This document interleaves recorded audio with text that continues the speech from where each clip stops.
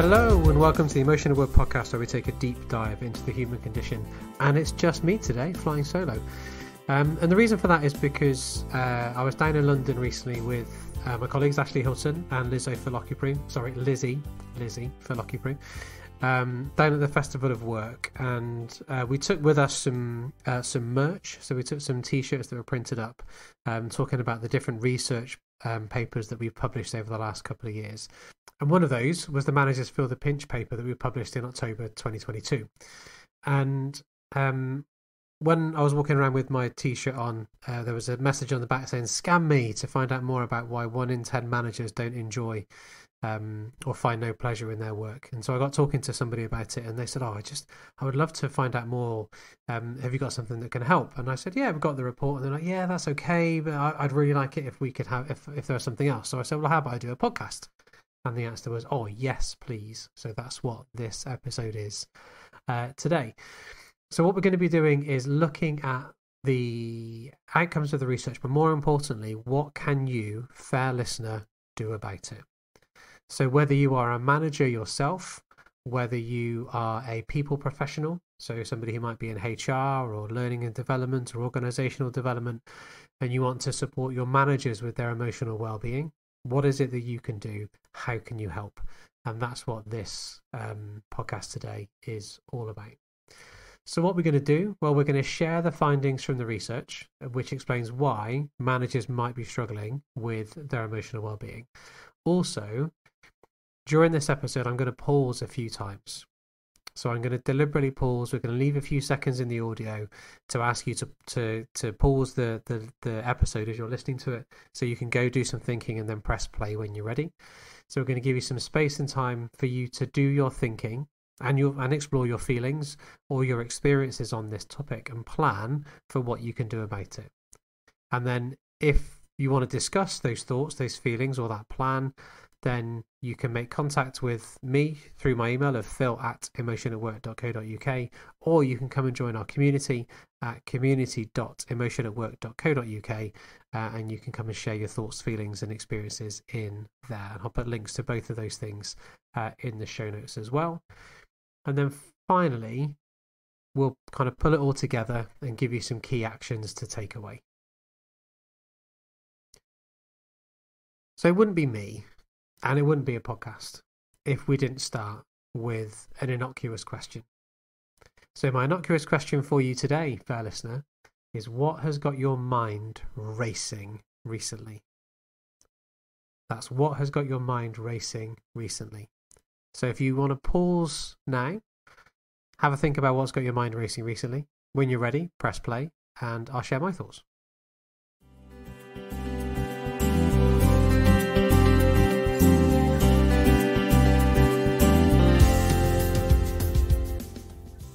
Okay, so what's got my mind racing recently? It was when I was with the team and we were doing some planning for kind of what's to come with one of the particular projects that we're working on. And my mind was just racing with ideas. It was absolutely running at what felt like 100 miles an hour. My mouth could not keep up with the speed of thoughts in my head.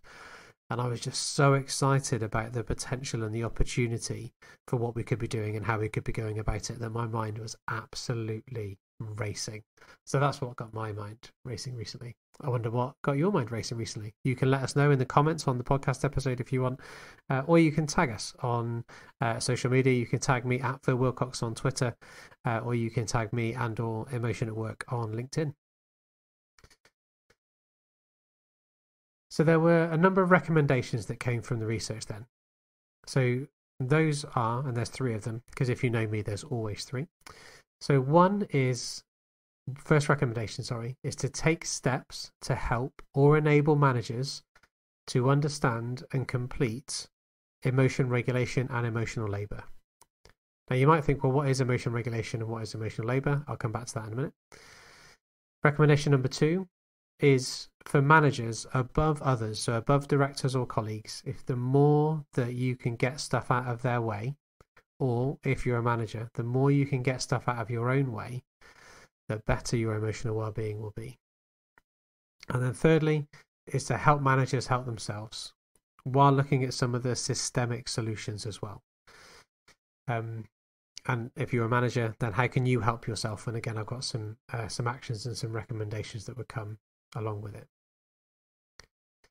So what were we trying to answer? What was our research question? So our research question was, what evidence-based variables can individuals, teams, and organisations use or apply that contribute to maintained or enhanced emotional well-being for managers in the workplace? Now, I know that was quite an earful, so I'll do it again. What evidence-based variables can individuals, teams, and organisations use or apply that contribute to maintained or enhanced emotional well-being for managers in the workplace? So let's break it down then. What were these well-being outcomes? Well, they were the extent to which people, or managers in this example, feel stressed about work in the last 4 weeks. The extent to which work has kept people, or in this case managers, awake in the last 4 weeks. And the extent to which people, in this case managers, find pleasure in their work. Now, I talked about the evidence-based variables.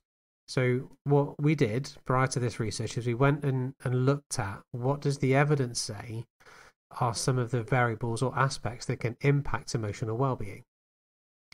And we found 4 common areas within the research. So one was about the importance of purpose and meaning, and having that you're working to something beyond the immediate task that you're doing. That what you're doing is serving a purpose for you, for your organisation, for your team, for society as a whole, maybe. Another variable was the extent to which people have freedom to do their best work. Note to Rob Baker and Taylor Thinking for job crafting on this one. And also the extent to which people can express how they feel across a range of emotions in the workplace. And then finally, stuff that gets in the way. So the outcomes we were looking at: stressed about work in the last 4 weeks, work keeping people awake, and the extent to which people find pleasure in their work. So what are our recommendations? Well, the first one, as I said, is take steps to help or enable managers to understand and complete emotion regulation and emotional labour. Now, if you want to know more about emotion regulation, then you need to go back to the episode of the podcast with James Gross, and I'll put a link to that in the show notes, and that will tell you all about emotion regulation. So if you want to know more about what that is, then go there. Emotional labour, great place to go for that one. It will be either episode 2 with Sarah Jane Lenny or the episode with Joe Wainwright, where we talk about emotional exploitation. So managers have to regulate their own and other people's emotions all the time. And also managers have to think carefully about what emotions they can express and how they can express them. And those 2 things are emotion regulation and emotional labour. So this is the first opportunity to pause then. Well, I suppose the second if you include the innocuous question. And so what I'd like to know is, either for you as a people professional or for you as a manager or as an individual, what happens in your context or your setting for you or your managers around emotion regulation or emotional labour? So what are some of the things that happen in your workplace or in your context or your setting to help and support managers with the regulation of their own and other people's emotions, and or the work they need to do with their own and other people's emotions? So I'm going to pause here. You press pause on the episode, do your thinking about that question, and then come back when you're ready.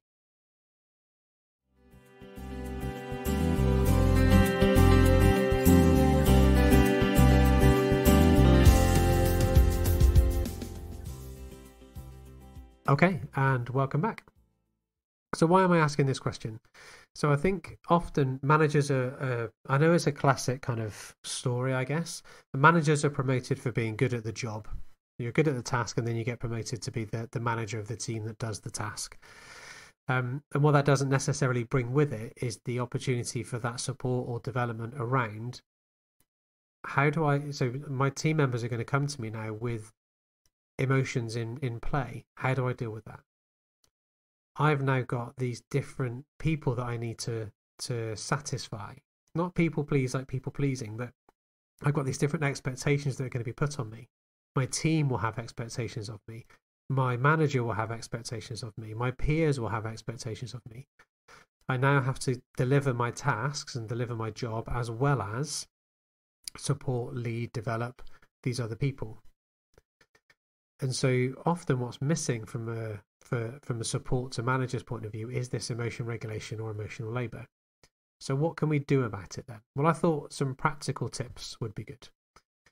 So there's a wonderful research paper by Christine Porath and Alexandra Gerbasi from, I think Christine's from the School of Business in Georgetown University in Washington, and then Alexandra is from the Grenoble University in France.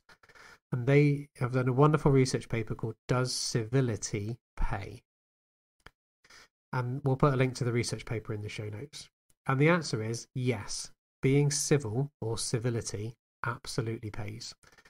And that is using civility is a wonderful way of doing emotional labour. So what can we do, or what's included within this category of civility? So if I'm being civil, what does that mean I do? So one of those things is we thank people. So we thank people regularly, and we thank people in a genuine, appreciative way. I'm a massive fan of sharing appreciation. Just recently, I shared some appreciation with a client of mine for some work that they're doing, and the way that they described recently how work feels really heavy at the moment. And I shared some appreciation with them and thanked them for the fact that they're not passing that heaviness, they're not passing that weight on to other people. They're putting that weight down and leaving it there. They're not holding it on their shoulders, and they're not carrying the weight of the world with them. And they're not passing that weight on to other people to carry. What they're doing is they're taking that weight off their shoulders and they're putting it down and leaving it there. That doesn't mean they're not doing anything, but that emotional weight that comes with the expectations, that comes with the pressures, that comes with the desire to deliver what they want to deliver and what they want to do.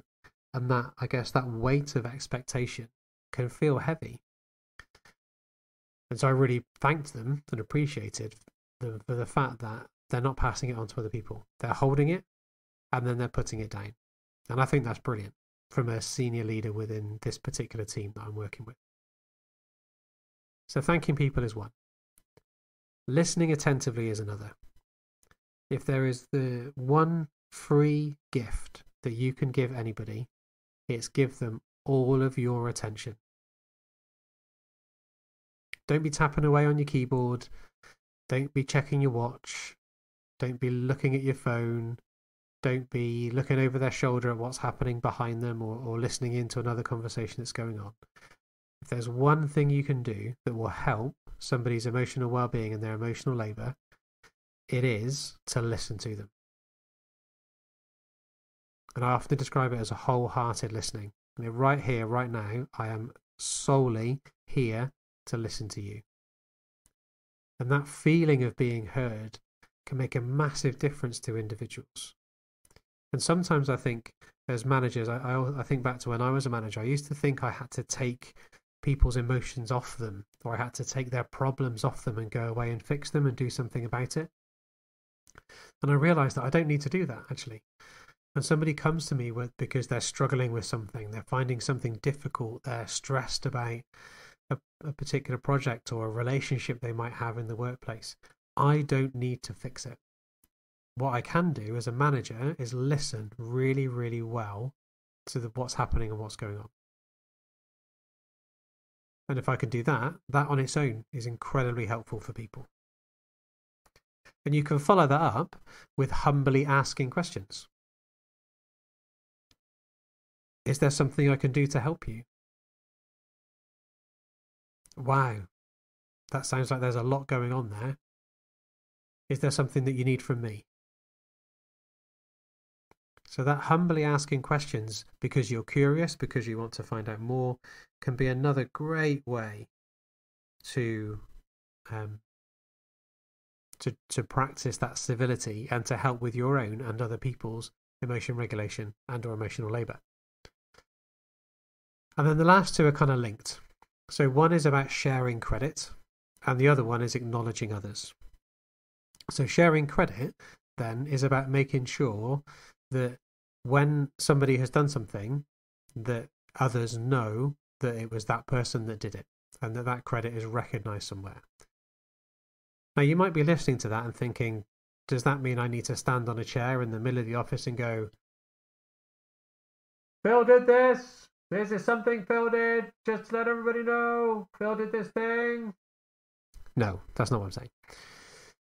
What I'm saying is, as a manager, if you want to help and support other people's emotions and or their emotional labour, it's share the credit where it's due. Don't make shit up, because we don't want to do that. Where somebody has put the work in and done the effort, make sure you share that credit. And then similarly, it's about acknowledging others, acknowledging their contributions, acknowledging their ideas, acknowledging what they're thinking, acknowledging what they're feeling, acknowledging what they're saying, acknowledging what they're communicating. Because what that does, as well as the listening attentively bit that I talked about earlier on, that acknowledgement of says, I see you. So the listening bit can do the I hear you bit, and the acknowledging bit does the, yeah, I see you. I can see that you're there. I can see this is important. I can see this matters. I can see this is something you want to solve. I can see this is an area you want to work on. I can see whatever it would be. That acknowledgement is really, really important. So earlier on, I asked you to think about what's happening in your context or setting to support managers around emotion regulation and emotional labour.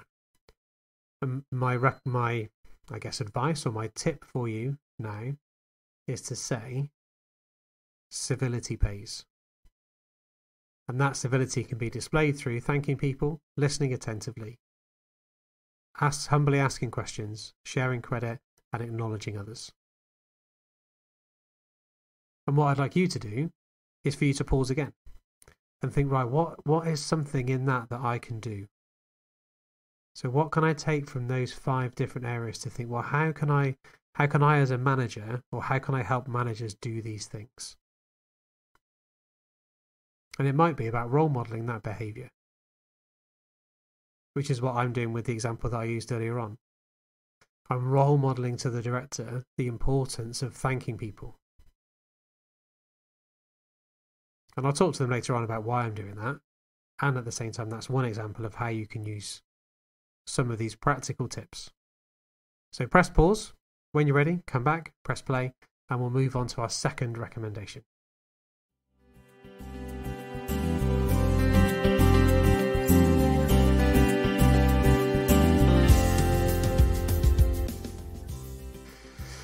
And welcome back again. So our second recommendation then was for managers above others, so above directors and colleagues, which were the 2 other groups we had in the research, is get stuff out of the way. So my question for you then, if you're a manager, or if you're a people professional that works with managers, what most often gets in your way? Or what most often gets in managers' way? So what most often gets in your or gets in managers' way? And what I want you to do here is think about what are those common barriers that you kind of bump up against? What are those common areas of like, what's that thing or those things that managers kind of, bump into most often? Because by identifying those, if we can get those out of the way, that will help and support the manager's well-being, managers' emotional regulation and their emotional labour. So get ready. I want you to pause the episode and think, well, what most often gets in your manager's way or gets in your way? When you're ready, press play. We'll come back and we'll go with some practical tips for what you can do to get stuff out of the way.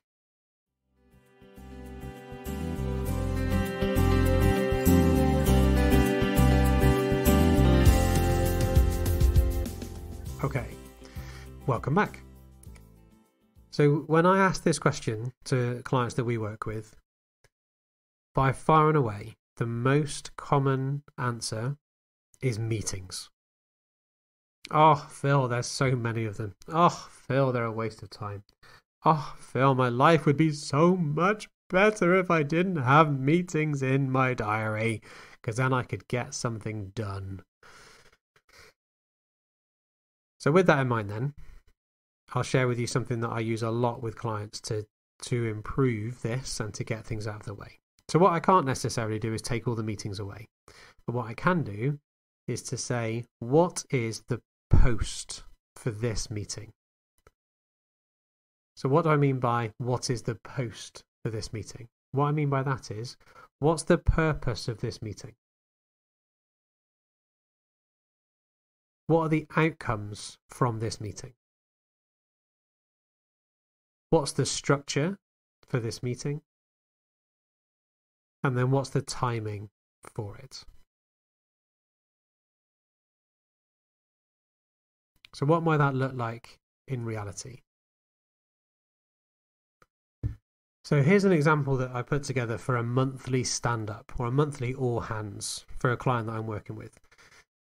Because what was getting in the way here was there were too many meetings trying to cascade key information across the teams or across the projects that we're working on. So what was the purpose then, the P? So the purpose was to have a direct communication with all colleagues so that everyone gets one consistent message. It will also provide the opportunity to celebrate successes, share longer-term priorities in a visual and engaging way, and give positive reinforcement of the behaviours that we want to see. What was the outcome? So by the end of the monthly stand-up then, we will visually outline the priorities for the next 3 to 6 months. We will celebrate successes or achievements over the previous month, and then we will highlight, reinforce and celebrate examples of the behaviours that we want to see. What's the structure? So it needs to be relatable so that we can get the messages out clearly. All slides need to be completely free from bullets. Images and visuals are the focus. And storytelling is important, and it needs to be not boring and not read from a script. So what's the structure? We'll have a welcome and an opening, look at successes and achievements, next 3 to 6 month priorities, an opportunity for a Q&A, and then thanks and close.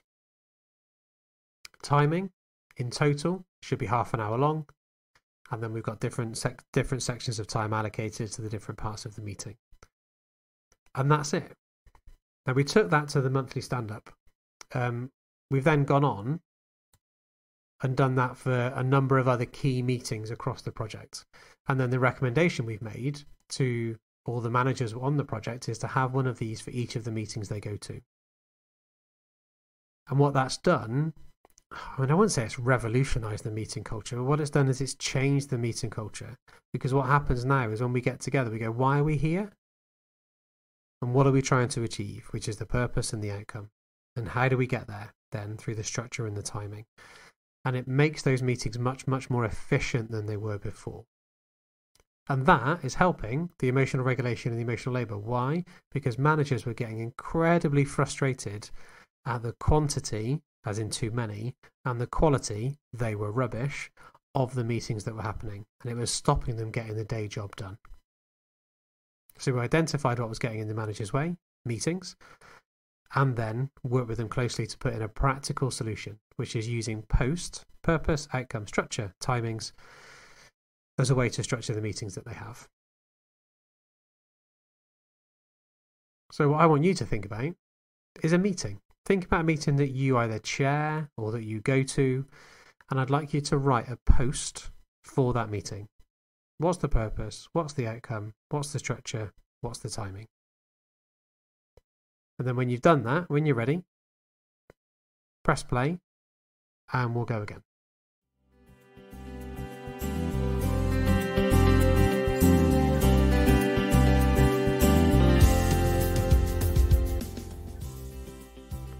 Okay, so my third and final recommendation then was, how do we help managers help themselves? And that could be potentially looking at some of the systemic stuff. So my question for you to think about then is, how do you think or feel you can help yourself if you're a manager. So hearing what you've heard so far, how do you think you can help yourself? Or if you're a people professional within an organisation, how do you think or feel your managers can help themselves? And what could you do? Now, at the risk of sounding, I don't know, trying to make myself sound a little bit clever, if you can help managers help themselves, you can do that by implementing recommendations 1 and 2. Help managers take steps to understand and complete emotion regulation and emotional labour, and get stuff out of your way, or get stuff out of managers' way. You do that, that will help managers get things out of their way. In addition to that, though, what we can also do is to use some very practical phrases or frames within our communication. Because the expression of emotion is something that we find within our manager data set and within the broader data set that people struggle with. And when people report the ability to share or express their emotions across a range of emotions, that has a huge impact on their emotional well-being. So how do we do that? So for me, it's about labeling. Labeling sensations and actions is one, and then giving it some structure. So it might be that you as a manager, or you think if you have a conversation with your managers where you say, what are you feeling? What emotions are you experiencing right now? That to give it a label would be really hard, or could be potentially tricky or challenging for someone to do, to say I'm scared, or I'm angry, or I'm offended, or I'm disgusted. Could be hard for people to do. So one of the things I advocate for is then label the physical sensation, or label the actions that the emotion is bringing forth in you. So for example, I can feel a frown on my face. I can feel butterflies in my stomach. I can feel my mind racing. I can feel my shoulders rising, or I can feel my shoulders tensing. I find myself smiling. I find myself balling up my fists. So they're the sensations that you could go for. Or you could label the actions. Stop still and think. Oh, that got me to stop still. Well, that got me to think. Well, that got me reaching for my pen. That jumped out at me. Oh, I could feel myself leaning towards that. Or I could feel myself leaning away from that. I feel like I want us to get moving. I feel like I want us to go somewhere. So it's about labeling those sensations and actions, and they don't have to be emotion labels. They can be the physical sensations that we're experiencing, or the actions that we want to take.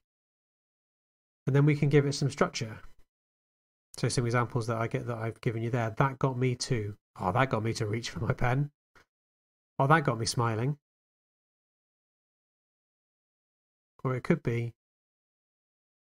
when you said you disagree with me and you think we should do your option instead of mine, I could feel my shoulders tensing, my shoulders rising when you said it. Or, as we discussed the way forward on that particular project, I noticed that it just made me stop still and think really hard about whether this was the right thing to do. Or I spotted myself smiling during the discussion about how you've developed and how you've grown. Because emotion regulation and emotional labour isn't always about, actually the worst thing you can do is suppress or repress the emotion. The expression of it is really, really important. And if you as an individual manager, or managers in your business, would be unsure about, or would feel reluctant to say, I'm angry at this has made me angry, I'm offended, I'm happy, I'm sad, I'm scared, I'm fearful, whatever that might be, then label the sensation and the action instead.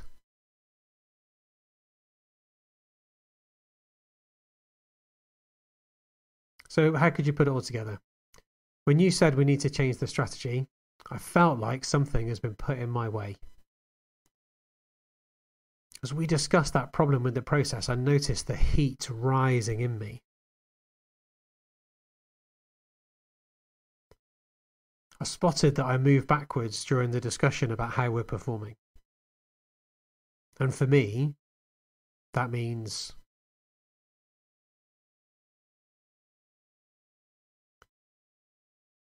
so this isn't about creating scripts. There's a risk that this sounds like I'm trying to create a script or scripts for you or for managers within your business. And it's not about that. I'm giving you some examples of how, for me, we can focus on making it really practical and really grounded by labeling sensations and actions.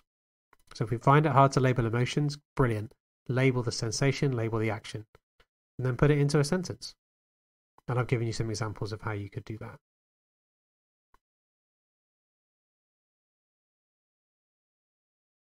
So the last thing I'd like you to pause and think about then is, what can you do with that? Either for you as an individual, as a manager, or for people in your business. What could you do with that? Labeling sensations and actions and then putting it into a sentence. So press pause. When you're ready, come back and I'll pull us together and close.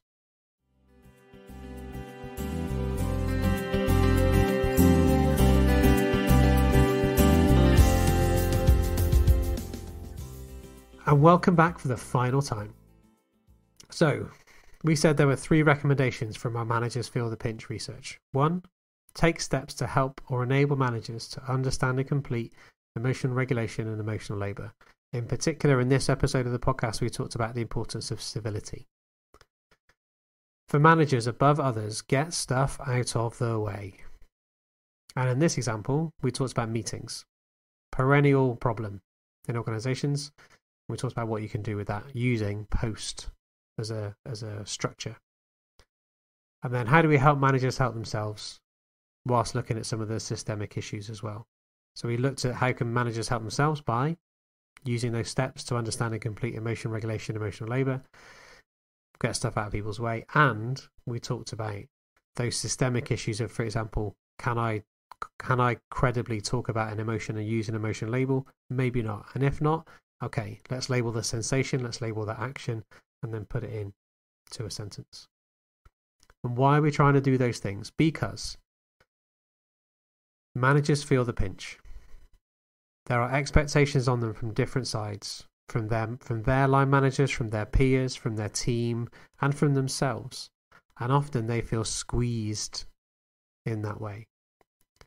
And that can show up in managers feeling stressed about work in the last 4 weeks. It can show up in work keeping them awake, and it can show up in the extent to which managers find pleasure in their work, with 1 in 10 of the managers that responded to our survey saying they find no pleasure in their work at all. So if there's stuff we can do to help, then we definitely want to do that. So I'll leave you then and say thank you for listening. If you want to find out more about what we as Emotion at Work do, then you can come and join the community, community.emotionatwork.co.uk. And there is a place where you can come and express your thoughts and feelings around emotions in the workplace. That's exactly what it's there for you.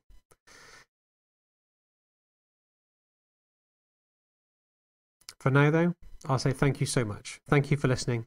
Thank you for taking the time to think and reflect as we worked our way through this episode. And yeah, I look forward to being in your ears at some point soon. Thanks very much. You've been listening to the Emotion at Work podcast, and if you got this far, you must be interested in the role that emotions have in the workplace, either within individuals, between people in teams, or in organisations as a whole. So head over to the Emotion at Work hub, which you can find at community.emotionatwork.co.uk. Thanks for listening.